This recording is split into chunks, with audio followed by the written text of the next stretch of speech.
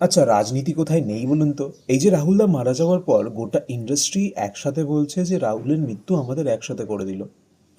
এখানে দে আর কনফিউজিং যে এতদিন ইন্ডাস্ট্রি একসাথে ছিল না, এবং ছিল না যে সেটা আমরা দেখতে পেতাম। আমার সিনেমা নামিয়ে দিল কেন, আমার সিনেমা বেশি ইনকাম করেছে, ও ভার্সেস আমি, এত কিছু চলছিল ইন্ডাস্ট্রিতে। যে ইন্ডাস্ট্রিতে কাজের থেকে আমার কথা চলছে কিনা, ওর কথা চলছে কিনা, এই পাওয়ার পলিটিক্সটা বড় হয়, সেই ইন্ডাস্ট্রি কোনোদিন ঠিক হতে পারে কি? পারে না। রাজনৈতিক ইন্টারভেনশন চায় অনেকে, কিন্তু রাজনৈতিক ইন্টারভেনশন হলেও এই ধরনের ইস্যু কি ঠিক হবে? এই ইন্ডাস্ট্রির গোড়াতেই সমস্যা রয়েছে। আজকে তারা একসাথে বলছে যে নিরাপত্তা নেই। আচ্ছা, রাহুলের মৃত্যুই কেন লাগলো এটা রিয়েলাইজ করতে? এতদিন তো আপনারাই শুটিং করছিলেন, কই একজনও তো বলেননি নিরাপত্তা নেই। কোথাও বলেননি তো।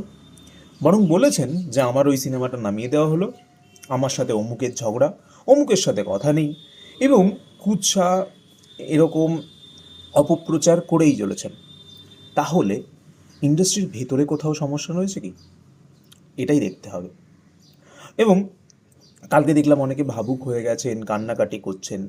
আই অ্যাকচুয়ালি আমিও নিজে কিন্তু অনেক দুঃখী ছিলাম। কিন্তু আপনারা এই ইন্ডাস্ট্রিরই অংশ।